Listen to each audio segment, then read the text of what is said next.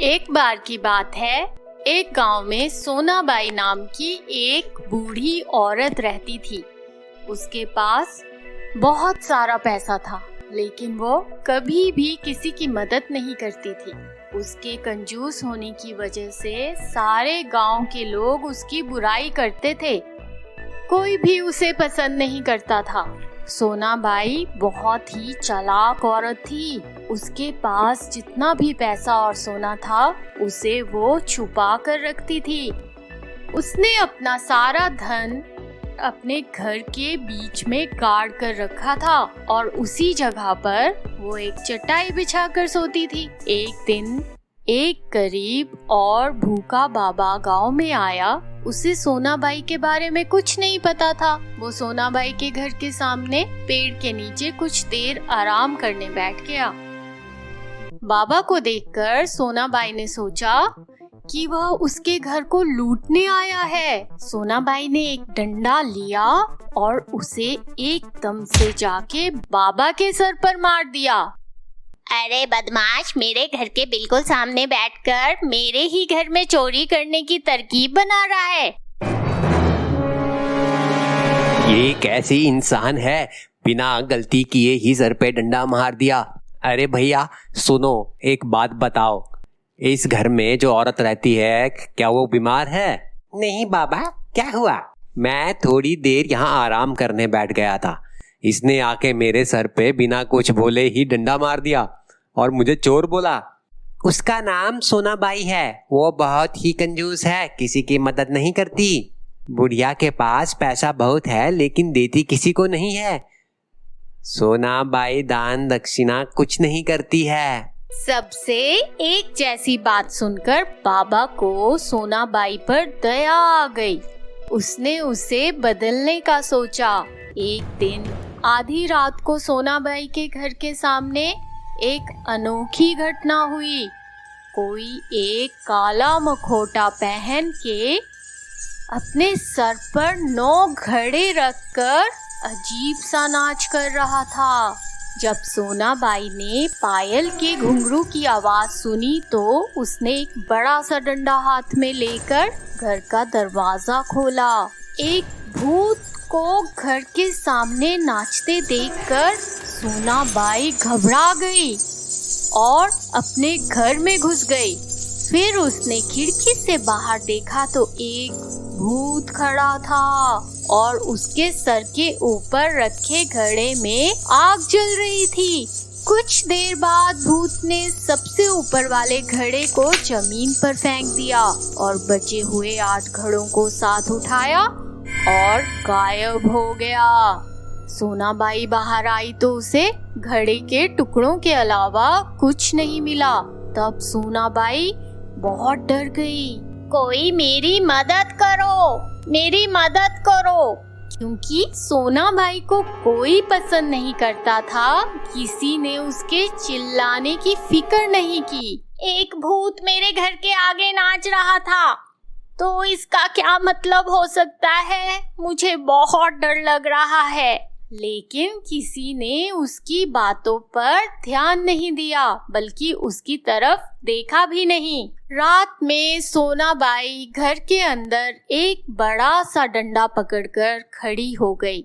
आधी रात होते ही उसने फिर से घुंघरुओं की आवाज सुनी तो उसने खिड़की से बाहर झांक कर देखा तो उसे भूत के सर पर 8 घड़े दिखे। 8वें घड़े में आग जल रही थी। कुछ समय नाचने के बाद भूत ने सबसे ऊपर का घड़ा फेंक दिया और गायब हो गया। हर दिन वो भूत आधी रात को आता और कुछ देर बाद अपने सर पर रखे घड़ों में से सबसे ऊपर का घड़ा तोड़कर वहां से गायब हो जाता था। रोज रात को जब ऐसा ही होने लगा तो सोनाबाई इससे छुटकारा पाने के लिए तांत्रिक बाबा के पास गई। हर रात एक भूत मेरे घर के आंगन के सामने सर पे घड़ी रखकर नाचता है। जाने से पहले सबसे ऊपर का आग वाला घड़ा गिरा देता है। मुझे उससे बचाइए बाबा। तुम जैसी कंजूस की मदद मैं नहीं कर सकता। तुम यहाँ से जाओ। बाबा, भूत के नाच से मैं बहुत परेशान हूँ। क्या तुम किसी की मदद करती हो जो मैं तुम्हारी मदद करूं? तुम्हारी मदद कोई नहीं करेगा। सोना वहाँ से दुखी होकर अपने घर को वापस चली गई। अपने घर के सामने के चौराहे पर पेड़ के नीचे सोना ने उसी साधु बाबा को देखा। महाराज, जब आप मेरे घर के सामने बैठकर ध्यान कर रहे थे तो मैंने आपको चोर समझा और बहुत पीटा। मुझे माफ कर दीजिए। कोई बात नहीं, तुम क्या चाहती हो? बाबा, हर दिन एक भूत आधी रात को अपने सर पर घड़े रखकर मेरे आंगन के सामने नाचता है और हर दिन एक घड़ा फोड़ रहा है और अब उसके सर पर 5 घड़े हैं। इसकी क्या वजह हो सकती है महाराज? मैं पागल सी हो रही हूँ। आपको मुझे उस भूत से बचाना ही होगा। तुम्हारे आखिरी दिन आ गए हैं। वो भूत तुम्हें अपने साथ ले जाने की कोशिश में है। वह अलग अलग तरीकों से तुम्हें ले जाने का प्रयास कर रहा है। जैसे ही बचे हुए 5 घड़े गिर जाएंगे तो तुम मर जाओगी।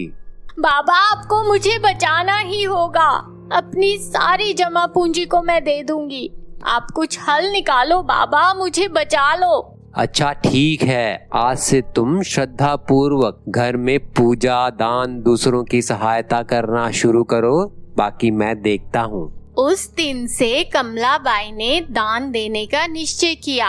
जब लोगों को दान देने पहुंची तो किसी ने उससे कुछ नहीं लिया। लोग उससे दूर जाने लगे। यहाँ तक के कुत्तों और कौवों ने भी उसके डाले खाने को नहीं छुआ। और उस रात सोनाबाई के घर के आगे एक और घड़ा फूट गया।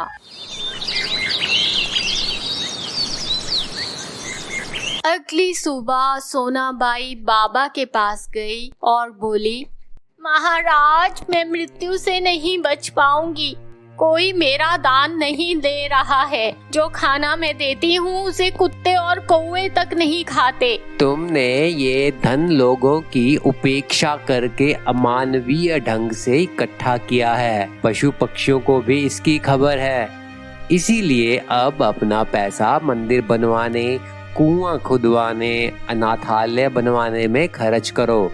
अगर तुम ये अच्छे काम करोगी तो लंबी उम्र ही नहीं, अच्छा नाम भी कमाओगी। महाराज, कृपया आप यह सब काम करो और मेरी मदद करो। अगर मैं करूंगी तो कोई स्वीकार नहीं करेगा। तो फिर सोनाबाई ने अपना सारा पैसा उस साधु को दे दिया और उस पैसों से बाबा ने अच्छे काम किए। तब से सोनाबाई को ना सिर्फ भूतों से छुटकारा मिल गया बल्कि उसका अच्छा नाम भी हो गया।